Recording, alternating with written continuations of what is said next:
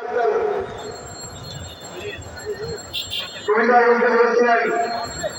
sky many times before the eclipse, but also the wonders it seems before the state that man should die of fear.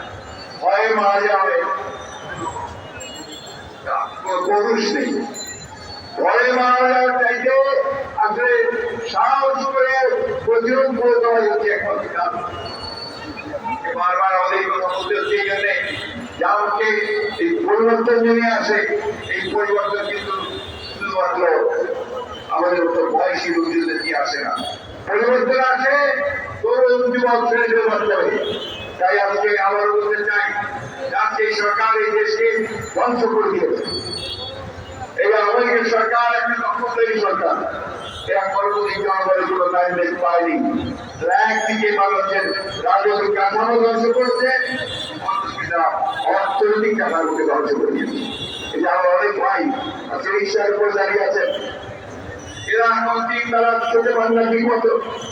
প্রতিদিন তাদের ঘরে যে খাবার নিয়ে যেতে হয়, সেই খাবার থেকে অপর্যাপ্ত খাবার, তার তেল, লবণ, চাল, ডাল কিনতে তারা হিমশিম খেয়ে যাচ্ছেন। ভয়ঙ্কর ভাবে যে মুদ্রাস্ফীতি ও যে জিনিসপত্রের দাম বেড়ে গেছে, কেউ চিকিৎসা পায় না, শিক্ষার ব্যবস্থা ধ্বংসের দিকে নিয়ে গেছে। আজকে অর্থনীতিকে ব্যাংকগুলোকে লুটপাট করে তারা আজকে বিদেশে টাকা পাচার করে দিচ্ছে।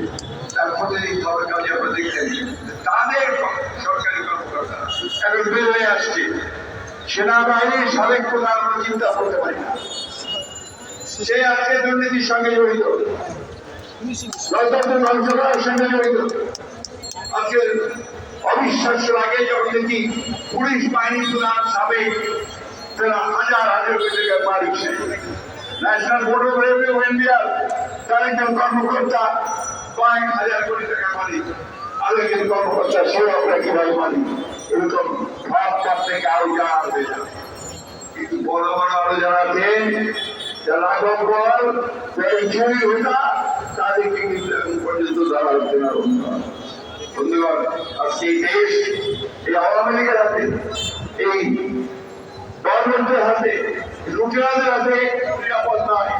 একদিকে তারা আমাদের ভোটের অধিকারকে হরণ করে নিয়ে গেছে, অন্যদিকে আমাদের দেশের বেগম খালেদা, যিনি গণতন্ত্রের মা, যিনি গণতন্ত্রের সঙ্গে একাত্তর, তাকে বাতিল চিন্তা করতে পারে না, তাকে মিথ্যা মামলায় জড়িয়ে আছে, সাজা দিয়ে আটক করা হয়েছে, প্রায় 6 বছর তিনি আত্মহত্যা করতে পারেন।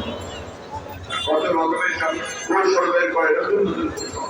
আমরা খুব পরিষ্কার করে বলতে চাই, দেশের নেত্রীকে মুক্ত করুন, অন্যথায় আপনাদেরকে যে কোনো পরিণতির জন্য তৈরি থাকতে হবে। এই দেশের মানুষ কখনো এই দেশের নেত্রীকে এভাবে অন্যায় হবে তাকে কারাগারে বন্দি অবস্থায় তাকে চলে যেতে দেবে না, এটা আমাকে মনে রাখতে হবে। শেষ কথা বলতে চাই, আজকে আমি আজকে পরিষ্কার ভাবে আজকে সকলের তরফ থেকে, দলের তরফ থেকে আওয়াজ আনতে চাই, দেশের বেগম খালেদা আমাদের গণতন্ত্রের প্রতীক, আমাদের আন্দোলনের প্রতীক, তাকে বাঁচাতে হবে, তাকে রক্ষা করতে হবে। একই সঙ্গে আমাদের গণতন্ত্রকে রক্ষা করতে হবে, আমাদের অধিকারকে ফিরে হতে হবে। আজকে আমাদেরকে সকলকে ঐক্যবদ্ধ করতে হবে।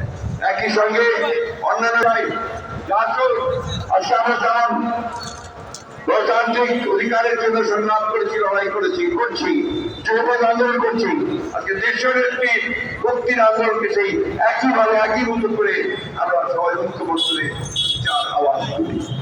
তরুণ যুবকদের কাছে আমার আহ্বান থাকবে যে আগে যে ভবিষ্যৎ তোমাদের হাতেই নির্ভর করছে, এই দেশের ভবিষ্যৎ পরিবর্তন, একটা গণতান্ত্রিক দেশ, একটা সত্যিকার অর্থে জনগণের দেশ, একটা জনগণের অধিকার সুপ্রতিষ্ঠিত হবে, এই দেশে আমরা আনতে চাই। আমাদের নেতা ভারপ্রাপ্ত চেয়ারম্যান তারেক রহমান সুদূরে নির্বাচিত তার প্রতি চরম অন্যায় করা হয়েছে, তাকে মিথ্যা মামলা দিয়ে, তাকে সাজা দিয়ে, তাকে নির্বাচিত করে রাখা হয়েছে। আমরা সেখান থেকে উদ্ধার বেরিয়ে আসার মুক্তি চাই। বন্ধুগণ, আমরা সমস্ত নেতা কর্মীর সময় আসে না, সুযোগ আসে না, জাতিকে ঐক্যবদ্ধ করে আমাদেরকে সেই সামনের দিকে এগিয়ে গিয়ে এই ভয়াবহ দানব আমাদের